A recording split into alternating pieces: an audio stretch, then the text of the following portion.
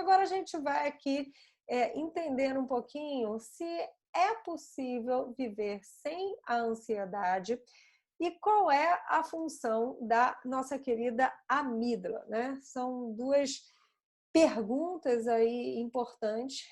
Eu sei que quando a gente está num processo de ansiedade, o que a gente mais quer é por favor, como é que eu faço para apertar um botão e tirar esse negócio de dentro de mim, né? Mas dentro disso a gente precisa compreender. A gente precisa ter esse trabalhinho de compreender o que é a ansiedade, se é possível viver sem ansiedade, qual é a função da amígdala, né?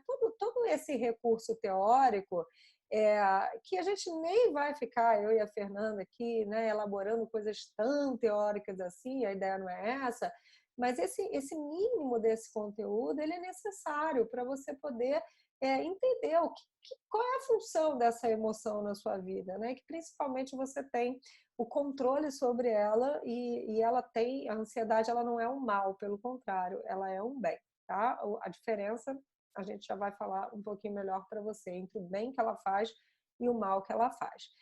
Mas é possível viver sem a ansiedade, né? Não. Por que não é possível?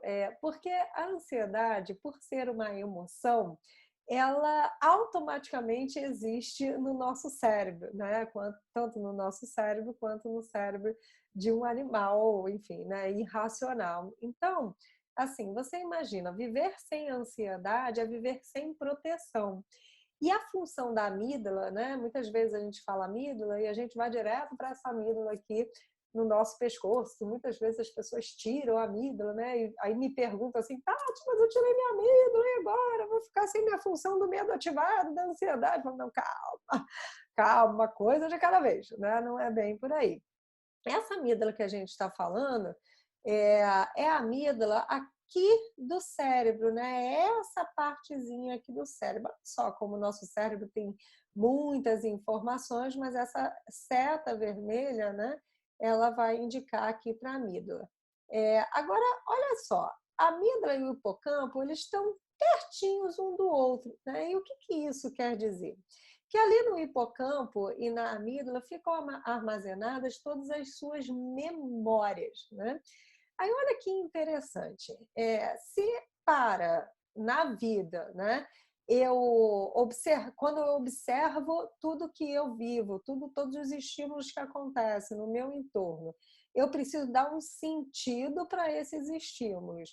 E aonde que eu vou buscar esse recurso, né, para dar sentido a esses estímulos que acabam sendo novos, né, na nossa vida? Eu vou buscar na minha memória, no que eu já vivi, no que eu já experimentei, né, das coisas que eu já passei na minha vida. Se eu tenho armazenado dentro do meu cérebro, dentro do meu hipocampo, ali na minha amígdala, memórias muito traumáticas, memórias ruins, de muita dor, né, que trouxeram muita angústia, traumas e por aí vai, o que vai acontecer? Eu vou acabar dando um sentido, né, para as coisas que acontecem na minha vida, impregnado dessa memória.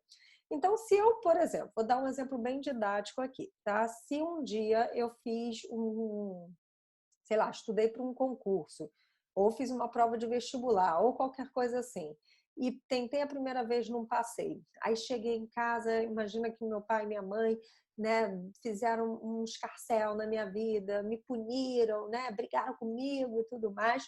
Aí depois eu fui tentar passar na prova de novo, né? Tô dando um exemplo bem didático, tá, gente? Eu fui tentar, e quando eu falo eu, não necessariamente sou eu, tá? Eu estou trazendo na primeira pessoa para vocês tentarem fazer uma associação direta com a vida de vocês, tá? Então, vou dar vários exemplos falando eu, mas não necessariamente eu, Tatiana, tá bom?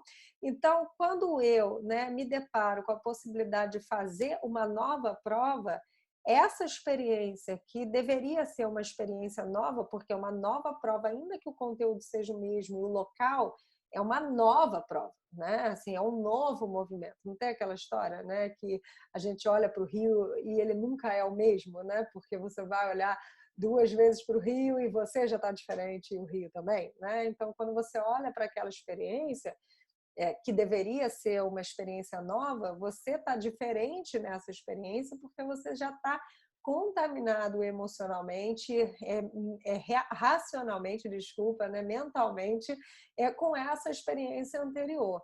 Então, na próxima vez que você for fazer essa prova, já vai vir aquela sensação de ansiedade que da primeira vez ela era totalmente natural, né? Aceitável, estava num nível ali bacana, porque a prova a gente sabe que dá sempre essa sensação, né?